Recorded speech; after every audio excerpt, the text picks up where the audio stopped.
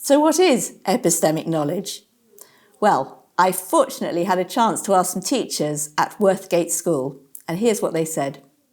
I know that you are a school that is already doing the IB, the International Baccalaureate, so I'm going to test you now. I'm going to test you. What is epistemic knowledge? Francesca? So epistemic knowledge, but technically epistemic epistemology is knowledge on knowledge.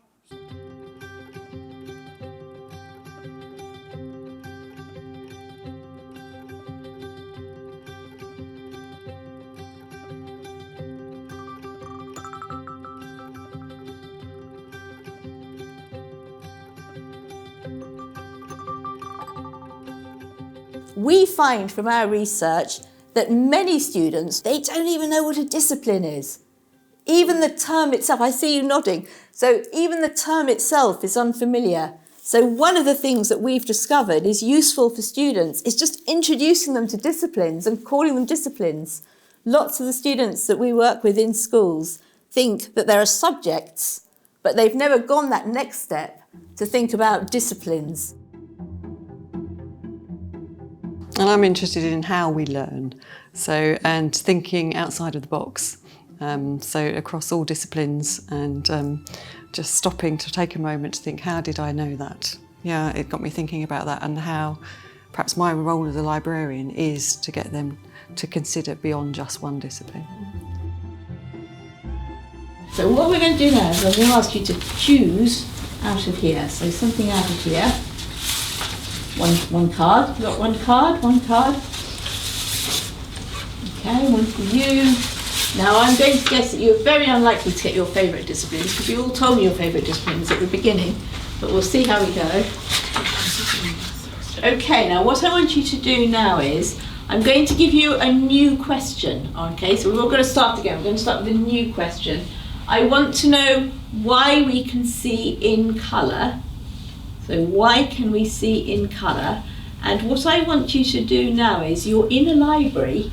I want you to find your discipline and see if you can get me an answer in your discipline. Okay, off you go. It was really interesting since we're not usually going to library for research, but I can see how it's unique and how it shows different perspective because it requires different spheres of knowledge and we can find answers in all spheres.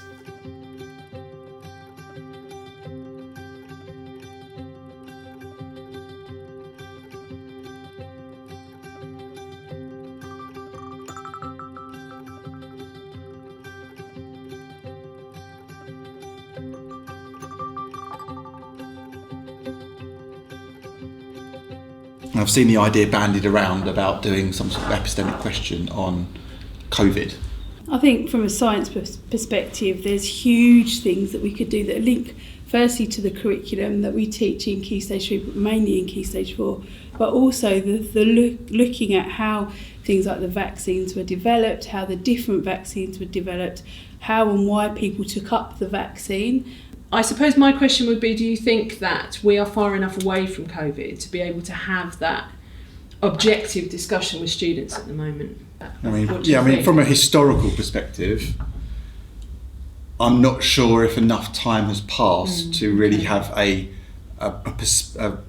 real perspective on these things. I think it might be a little bit too raw, possibly at the moment. Too soon. I'd agree. If I'm thinking from a sociological aspect, how it's impacted family and family life. It may have driven families into further poverty or into poverty due to loss of work or not being able to have opportunities to be under furlough.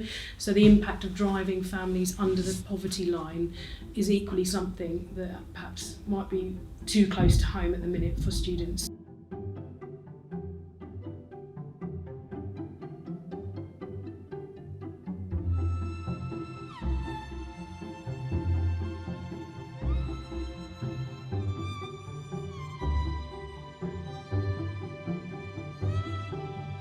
So why did the spaghetti break, or what broke the spaghetti, is an example of a bridging question.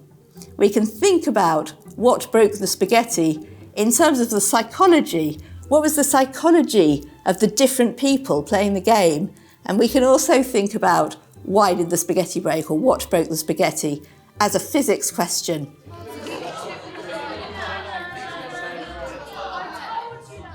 So Sam's going to go first. So if I If put you one put in one in and and then it someone breaks- else puts one in after me, then I win. yes. Okay. I didn't even get to have a go! Atkins. So that was really interesting. So what I thought we'd just do, let's go round and think about the psychology behind what we did. So I'll start with me, because I set it up. You notice I didn't take a stone. So I put myself into the situation where I couldn't be either a winner or a loser, but actually I'm in quite a nice, comfortable place. So that was my thinking. I then pass it on to you. Absolutely, I needed to go first because therefore I couldn't break. I had a better opportunity of winning rather than losing. So my thoughts around this was that the spaghetti is going to break quite quickly because it's already bending, and therefore I needed to add a smaller stone to guarantee that it's not going to break. I also wanted to be really careful about how I put it in so that the force of it going down wouldn't break the spaghetti. So I was quite happy with that. Then you pass it on. Passed it on to Rob. See, my psychology, I'm quite competitive. I'd like to win. And so obviously if I put a heavier stone in, maybe overestimate a little bit about how resistant spaghetti is to big stones. But if I put the big stone in, when my colleague goes next, they are the ones that loses. However, doesn't that tell you that I'm probably just as competitive because I wanted to guarantee that I was going to win? I agree, but you wouldn't have won because if I put a little stone in, But I definitely wasn't going to lose. but you definitely will. But again, that speaks to the psychology of the situation in that some people don't like to lose and some people go for broke. Yeah? Yeah. I think I'll try and put this in. Oh. So on this See? time round, your thinking seems to have been more effective. However, I'm that's- still not that's a be- loser. That's So- because of the delivery. So when we initially did it, and then I saw Rob pick up the big stone, I had a sense of real relief. So if I did have a chance to have a go, I would again put the smallest one in, and delicately, in the same vein that Sam would be, because I'd be happy not being a winner, equally not being a loser as well, based on how I react to games like this. There's a really interesting question around gender as well. Yeah, Yeah, yeah, yeah, yes, yeah. absolutely. Yes. And I didn't raise that, but there Yeah. absolutely. Yeah. If you had a group of Yeah. It'd be a boys and really group of interesting girls, perspective It'd of- be really interesting. You can to see see how the socialisation has Yeah. totally Yes. taken This would be place. something really good to do Yeah. on Year 12 induction. Yeah. Yeah, it'd be amazing, wouldn't Yeah. it?